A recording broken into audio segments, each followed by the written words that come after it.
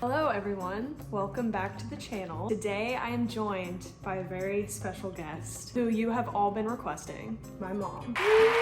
And today we are going to be showing you her coffee cake recipe, which I mentioned in a video a couple months ago and everyone was like, show us the recipe. So that's what we're doing. What is the first step? So the first thing we're going to do is we're going to cream 2 sticks of butter. This recipe also calls for chopped pecans. So we're going to go ahead and chop up our pecans. And how old is this food processor? 35 years. It's so good, I could not get rid of it. Crack out your 35-year-old food processor.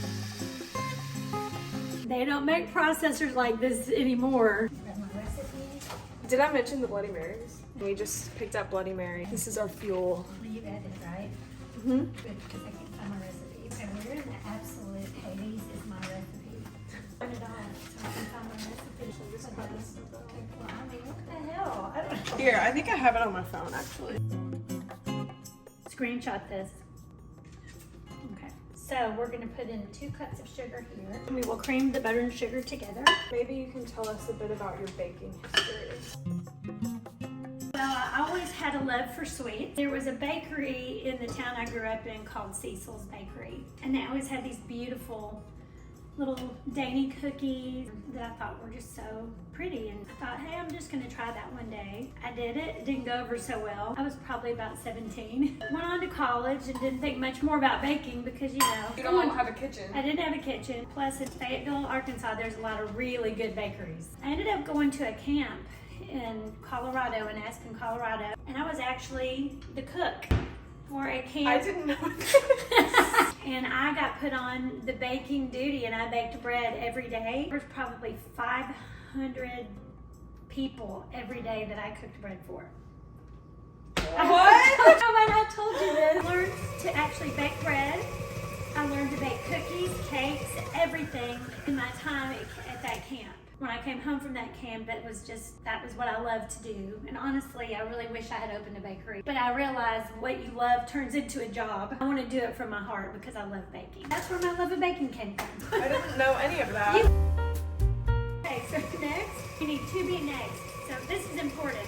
It's important to beat your eggs and let them sit for a minute before you actually apply them to your dough. And believe it or not, it really makes a difference. I didn't believe that either until I tried it. And I was like, what is the difference of just popping the egg in there or beating it first? Well, let me tell you, it's a totally different texture and flavor. I learned that at camp also. Do I need to send you to that camp, Lauren? Maybe. Get them good and frothy.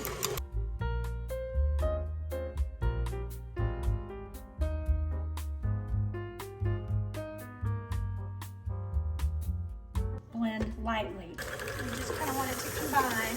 We're going to make 2 level cups of flour. I mean, that's how I do it. Scoop and level. Scoop and level. And so we're going to do, I think it's 2 cups. Sorry, you know, you would think I have that to memory. I kind of pull just to keep it from jumping over the edges, you know? And then I just let it go low. Low and slow. You don't want to overbeat it. This is the texture we want. It looks good and blended at this point. See how nice it looks? It's a nice consistency. It also calls for baking powder, baking soda, and salt. A tablespoon of baking soda. No, wait. No, 1 teaspoon. So tablespoon of baking powder. So 1/4 teaspoon of salt, and in this case we're using normal table salt. We will preheat the oven to 350. Exactly 1 hour at 350. It can vary oven to oven. Yeah, this oven is from the 70s. It's basically gonna probably cook in about 45 minutes in this oven. All right, gonna edit that out. No. 2 cups of sour cream. It makes the cake moist. This is a very thick batter. In the process of it mixing in, you're gonna have to stop it a few times and scrape the bowl down to make sure you don't have lumps. Let's get to scraping. Seems like it's mixed up, but if you don't go down deep, like in the bottom of this mixture, there are hunks that have not even been blended in yet. The thought of eating this batter raw is so disgusting, but it's so good. You have to try it if you're not scared of raw eggs. It's literally, Don't be a... yeah. It is the best batter I've ever eaten, hands down. And it hasn't killed me yet. This is kind of the texture you should be looking for. It's almost like bouncy. Yeah. It's just so airy. Light and delicious. Yeah. You still need to scrape the sides one more time so you have the consistency change. That's what you're looking for right there. How would you troubleshoot if you didn't get this? What do you think were maybe the common things that can go wrong? Well, the truth about this cake is it's really hard to mess it up. This is not a finicky cake. Unless you just absolutely suck at baking. I have faith that all of you that are watching this probably are better bakers than even myself. And me, for sure. I think they all just watch me for the shenanigans, for the chaos. The other part of this cake is that it has a cinnamon streusel. Oof, that sounds so good. It's 3/4 cup of sugar, a tablespoon of cinnamon, chopped pecans. Mix all that up, and then we'll show you how to apply it to the cake.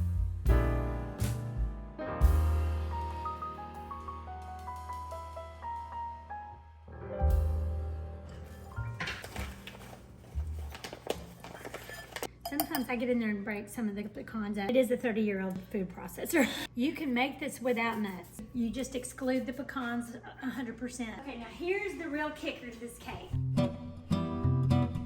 It's a kick. It's the kick to the cake. You have to coat this pan with oil and flour. This cake will stick and be destroyed. It's the one key that has to be done the right way. If it is not, your cake will flop. It will be in its flop era. It will. So you can either use the baking spray with flour or you can do it yourself. Lightly dust this bottom of this pan. Do I go around the sides this time or just the No, bottom? you just keep going in the bottom because this is going to lay on top of the cake. This is what the pan looks like in the first step. And then we're gonna put a layer of batter. And then Yes. another layer of this. Yes. And then last layer of batter. That's right.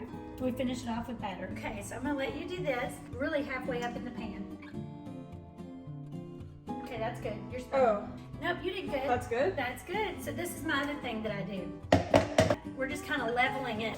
Give it a little shake, shake, shake. Give it a little shake, shake, shake. And we filled it to there. If I don't use all of this, it might go on top of a piece of toast and go straight into the oven. And believe me, that's pretty damn good. It's killing Or two. in your oatmeal. Hey, Right? ding! That's happening right after this video because it's time for me to eat lunch. So really, you just kind of smooth this around. The center of this cake is really, honestly, the best part of this cake. Okay, Miss Lauren, you want me to do this or would you like to do it? You can do the honors. Once again, you're just going to kind of level it to the best of your ability. I kind of tap it down a little bit. We are now ready to go into the oven. So let's give them a tour of the oven. Yes, this is my rent house that I've been living in for a year because I'm redoing my entire house. This is a 1970s Jen Air. I grew up with this in my kitchen with my mom, who consequently was not a baker, she was an artist. It runs hotter than a standard oven. It makes us have to watch this cake a lot more than I would ever normally watch it. I could normally walk out the door for an hour and come home and it's perfect. Yeah. So probably in your oven, an hour would Yeah. be right. Look at this radiant bake. What in the hell is a radiant bake? It's a beautiful bake. And this is for a friend's birthday tonight, so we hope it turns out good. Sending well wishes. Let's just do it at 40 just to make sure. When you start smelling that aroma, that cake's ready to come out. If it smells burnt, then you're screwed. It's over with. So you need to start over. But we will not throw those ingredients out. We will still eat them. We don't usually waste. Except that one time I threw out my first batch of croissant dough and I got absolutely roasted in the comments. Roasted and toasted. Well, I'm going to finish my bloody now while we wait on this cake to bake. I might mix another one. We'll check the cake. It is starting to smell really nice in our house, but the other way to check a cake is to see if it is pulling away from the sides of the pan. Do you want to bite a cake too?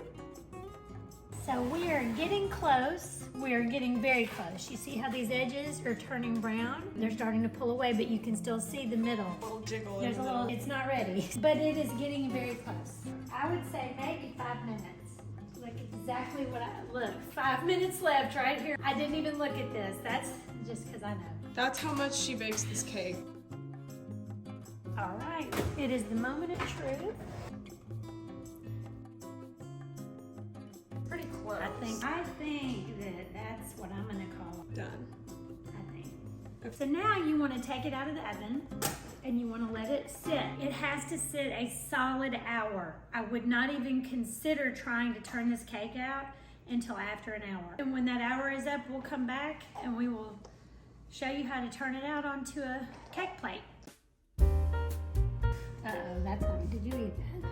Oh shit, this might not be good. Take a knife and sweep through around the edges of your cake pan. It's pulled away from the sides. Even still, you need to go around it. It will stick, and then you'll have a big mess. It's happened to me more than once. It is definitely supersonic moist today. I think it's gonna break. I don't know, we'll see. I'm a little concerned. So we're gonna turn it out quickly.